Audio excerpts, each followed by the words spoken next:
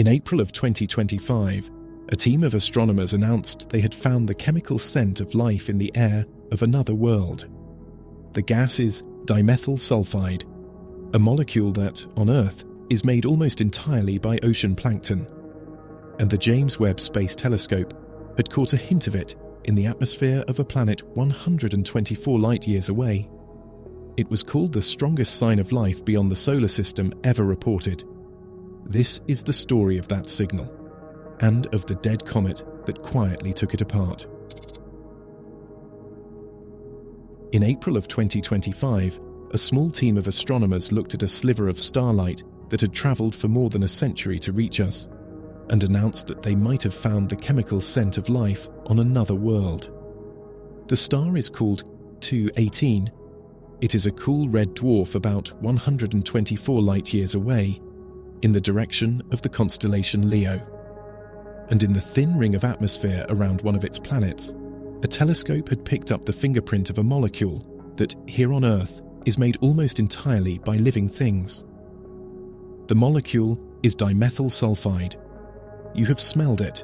It is part of the sharp, briny odour of the sea, the scent that rises off a beach when the tide goes out. On our planet, it comes overwhelmingly from marine plankton. There is no large natural source that is not alive, so when the James Webb Space Telescope found a hint of that same gas in the air of a planet trillions of miles away, the headlines wrote themselves. Had we just detected the breath of an alien ocean? The team was careful. They did not say they had found life. They said they had found a signal, and that distinction between a signal and a certainty is the whole story, because in the months that followed, that whisper of life would be picked apart, questioned, and traced back to something that has no life in it at all. To understand why this planet unsettled so many people, you have to understand how little we expected of it. For decades, the search for life beyond Earth had one guiding rule: find another Earth. A rocky world, close to the size of our own, orbiting a star like the Sun, at just the right distance for liquid water. Everything else was noise. And the most common kind of planet in the entire galaxy. The mid-sized worlds larger than Earth, but smaller than Neptune, the ones we call sub-Neptunes, was mostly written off. We assumed they were gas-choked, crushing, dead. K218b is one of those worlds. It was discovered in 2015 by NASA's Kepler Space Telescope, spotted by the faint, regular dimming of its star each time the planet crossed in front of it. From those dips, astronomers measured it, about 2.5 times the width of Earth and roughly 8.5 times its mass. That places it squarely in the category we had ignored, and yet it sits inside its star's habitable zone, the band of distances where a world can be warm enough for liquid water.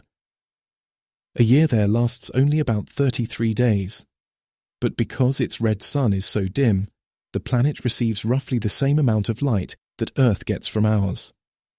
Its estimated temperature hovers somewhere near the freezing point of water. It was the wrong kind of planet in the right kind of place. And in 2019, using the older Hubble Space Telescope, 2 separate teams reported something no one had seen before on a world this small: water vapor. The planet we had almost dismissed had just become the most interesting object in the sky. The question was, what kind of world could this be? In 2021, a group of astronomers at the University of Cambridge, led by Niku Madhusudan, proposed a new class of planet to describe worlds exactly like this one. They called it a Hycean planet, the word stitched together from hydrogen and ocean. Picture it, a world larger and heavier than Earth, wrapped entirely in water. Not lakes, not seas, but a single global ocean hundreds of miles deep, with no land anywhere. And over that ocean, instead of our thin blanket of nitrogen and oxygen, an atmosphere dominated by hydrogen, light, puffy, extending far out into space. K218b fit the profile almost perfectly. It became the leading Hycean candidate we knew of, And here is the part that changed the search itself. Because a hydrogen atmosphere is so light and so extended, it is far easier to study across light years than the thin, dense air of a rocky planet. The most common worlds in the galaxy, the ones we had been ignoring, suddenly looked like the best possible targets for detecting life, not the worst. Beneath the sky, the models describe a layered world, a rocky core at the center. Above it, water squeezed by pressure into strange, exotic forms of ice. And above that, if conditions are right, a vast liquid ocean, warm and dark and deeper than anything on Earth. Whether that ocean is real, or whether the water is crushed into a scorching high-pressure fluid with no true surface, depends on one thing: how thick the hydrogen sky above it is. And to measure that, you have to weigh the air of a world you will never see. We cannot photograph K2-18b. At this distance, it is lost in the glare of its star. But we can read its atmosphere anyway, using a trick of timing and light. Every 32.9 days, the planet passes directly in front of its star. And for a few hours, a thin sliver of starlight filters through the outer edge of the planet's atmosphere on its way to us. The gases in that atmosphere absorb specific colors of light, very precise wavelengths, unique to each molecule. When that starlight finally reaches our telescopes, those colors are missing. Dark lines stamped into the rainbow. Split the light apart, measure which colors have gone dark, and you can read the chemistry of an atmosphere you will never touch. It is like reading a barcode written in shadow. Hubble used this method to catch the first hint of water. But Hubble was near the limit of what it could do. The James Webb Space Telescope was built for exactly this. It sees in the infrared, where these molecular fingerprints are sharpest, and it is vastly more sensitive. In 2023, Webb turned two of its instruments toward the planet, the near-infrared imager and a near-infrared spectrograph. Then, in the observations behind the 2025 announcement, the team added a third, the mid-infrared instrument, reaching into a longer band of wavelengths from about 5 to 12 microns, a completely different window on the same atmosphere. That is where the story turns. Because in each of these windows, Webb saw something. The first surprise came in the near-infrared data. Webb detected methane and it detected carbon dioxide, two carbon-bearing molecules sitting in a hydrogen-rich sky. It was the first time we had ever identified carbon molecules in the atmosphere of a habitable zone planet this small. But the more telling detail was not what Webb found. It was what it did not find. Ammonia was missing. In a hydrogen-rich atmosphere, ammonia should be everywhere. It forms readily, and it should build up, unless something is pulling it out of the air. And there is one thing that would do exactly that: a vast ocean of liquid water. Ammonia dissolves into water eagerly, so a global sea beneath the sky would act like a drain, quietly stripping ammonia out of the atmosphere. Methane and carbon dioxide present, ammonia absent. Taken together, the chemistry lined up with the Hycean picture, a real ocean beneath a real hydrogen sky. The circumstantial case for an ocean world was building. And then, in the 2025 data, the team reported one more feature, a bump in the spectrum at wavelengths where you would not expect anything from the ordinary molecules of a sub-Neptune. When they ran their atmospheric models, one thing matched: a sulfur-bearing gas. Dimethyl sulfide, the molecule that, on Earth, means life.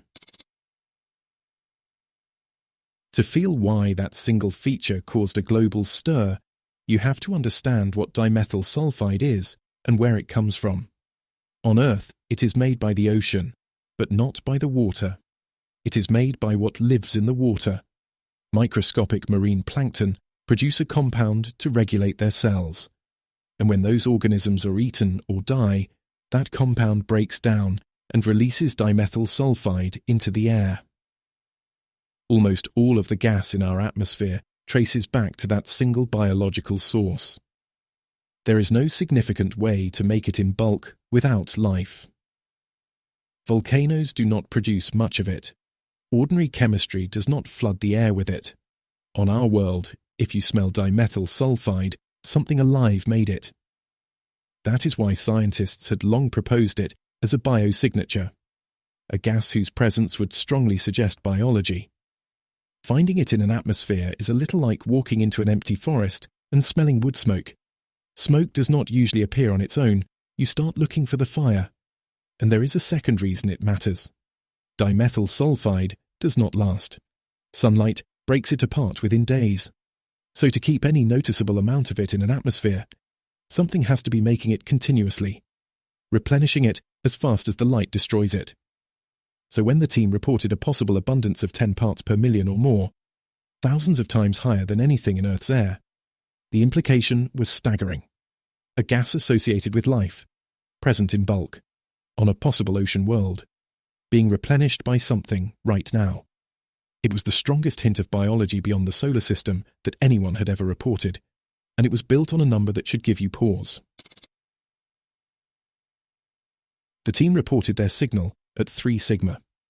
In science, sigma is a measure of confidence, of how unlikely it is that a result is just random noise dressed up as a discovery. 3 sigma means there is roughly a 0.3% chance the signal is a fluke.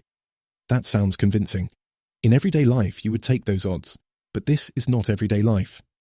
The bar for a genuine discovery in physics is 5 sigma, and 5 sigma is not a little stronger than 3. It corresponds to about 1 chance in 3.5 million.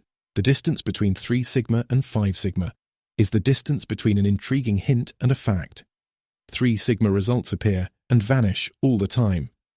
They are the tentative whispers of science, worth chasing, never worth trusting on their own. And the reason caution matters so much here is the nature of the measurement itself. Remember what this signal actually is.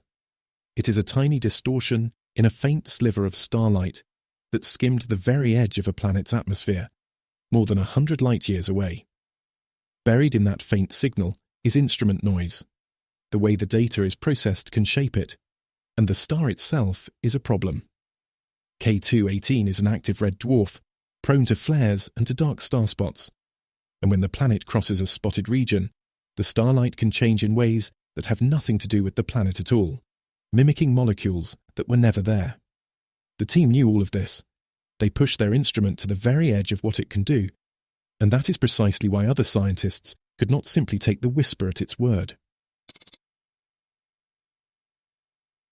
Set the doubt aside for a moment and let yourself go there. Because if the optimistic reading is right, the place it describes is like nothing in our solar system. If you could stand on the surface of K2-18b, you would not stand on anything. There is no land. In every direction, to every horizon, there is only ocean, dark, warm, and deeper than any sea on Earth, curving away beneath a sky the colour of rust. Above you, the red dwarf hangs dim and enormous, a smouldering ember of a sun, casting a coppery light across the water. The air is thick with hydrogen, heavier and stranger than anything you could breathe. High overhead, clouds drift where the moist air of the ocean meets the cold of space. And if the optimistic reading is right, somewhere in that endless water, there is something making the gas we smelled. Not a city, not a signal, something far humbler and far more profound. The alien equivalent of the plankton that fill our own seas, drifting in a global ocean under a red star, breathing out a molecule that, 124 years later, one of our telescopes would catch on the wind. Think about what that would mean. Not that we are being spoken to, but that the universe grows life the way it grows stars and oceans, quietly, commonly, wherever the conditions allow. That is the vision the signal offered, and that is exactly why scientists refuse to let themselves believe it without a fight. Extraordinary claims demand extraordinary evidence, so other teams took the same Webb data and ran it through their own hands. What they found should make you cautious about every headline you have ever read. Jake Taylor, working through the statistics, found no significant evidence for dimethyl sulfide at all. A separate group, led by Lewis Wellbanks and Matthew Nixon, took an agnostic approach. Instead of asking whether the data fit dimethyl sulfide, they asked what the data actually required. Their answer: nothing biological. The spectrum was equally consistent with molecules that have nothing to do with life. In particular, they pointed to ethane, a gas produced by ordinary, lifeless chemistry, and one whose spectral fingerprint looks almost identical to the very molecule that had made headlines. A comprehensive reanalysis by another team, led by researchers including a scientist named Schmidt, confirmed the methane in the atmosphere, but found no carbon dioxide and no dimethyl sulfide. A joint analysis published in the journal Astronomy and Astrophysics reached a blunt conclusion, printed in its title, "Insufficient Evidence for Dimethyl Sulfide." And another paper went further still, titled simply, "K2-18b does not meet the standards of evidence for life." Then came the detail that cut deepest. To turn raw telescope data into a spectrum, you have to group the measurements into bins. One analysis found that the dimethyl sulfide signal only appeared in about 1 out of every 8 ways of binning the data. Change the bin slightly, and the molecule vanished. A real gas does not do that. Noise does. The scent of life, it seemed, might be an artifact of how we sorted the numbers. And then the ground shifted under the whole idea. The entire case for dimethyl sulfide as a sign of life rested on one assumption: that nothing lifeless makes it in any quantity. In 2024, that assumption broke. A team at the University of Bern, led by the chemist Nora Henney, was studying data from the European Space Agency's Rosetta spacecraft, which had spent 2 years flying alongside a comet named 67P. A cold, dead lump of ice and dust chased across the solar system and sampled directly by an instrument aboard the probe. In that pristine cometary material, they found dimethyl sulfide, a comet, frozen, ancient, utterly without life, and it carried the molecule we had treated as a near-certain fingerprint of biology. It was the first hard proof that there is a way to make dimethyl sulfide with no living thing anywhere in the process.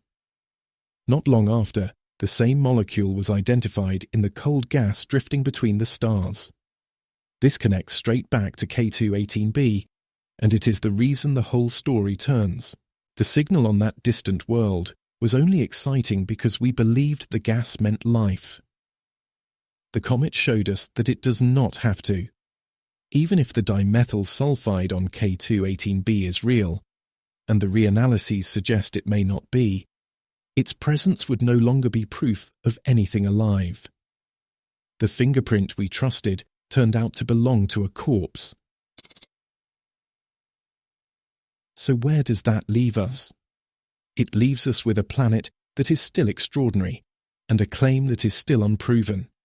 We do not know if there is dimethyl sulfide on K2-18b at all. We are not even certain it is the ocean world we imagined. Some scientists argue it could be a gas-rich mini-Neptune with no surface, or a world with a magma ocean buried under a deep hydrogen envelope. The whisper has not been confirmed, but it has not been silenced either. What the story really exposed is how hard the final step is. It is one thing to detect a molecule across 100 light-years. It is another to prove that molecule means life. When the signal is faint, when the noise imitates the answer, when lifeless chemistry and even dead comets can forge the same fingerprint, and when the star itself lies to your instruments. The next generation of telescopes is being built to cross that gap. The European Space Agency's Ariel mission, due to launch in 2029, will study the atmospheres of hundreds of planets. Proposed flagship observatories, with mirrors far larger than Webb's, could one day gather enough light to turn a 3 sigma whisper into a 5 sigma certainty, or rule it out for good. Until then, K2-18b has already changed the search. It dragged our attention away from the narrow hunt for another Earth and toward the most common worlds in the galaxy. It taught us that a biosignature is not a verdict, and it reminded us that the universe is very good at imitating the thing we are most desperate to find. We thought we had smelled life in the air of another world, and then a handful of scientists and one dead comet showed us how easily we could be wrong. That is not a failure. That is the search working exactly as it should. A bold claim, tested without mercy, held to a standard high enough that when the day finally comes and someone announces life beyond Earth and it survives the scrutiny, we will actually be able to believe them. Because somewhere out there the real signal may already be on its way. A molecule breathed out by something alive, riding a sliver of starlight across the dark toward a telescope we have not yet built. The whisper from K2-18b may fade into noise, or it may turn out to have been the first faint word in a conversation that changes everything. Either way, we are listening now. We have learned how the universe lies to us, and that is the first step toward the moment it finally tells us the truth. Thanks for watching, and I'll see you in the next one.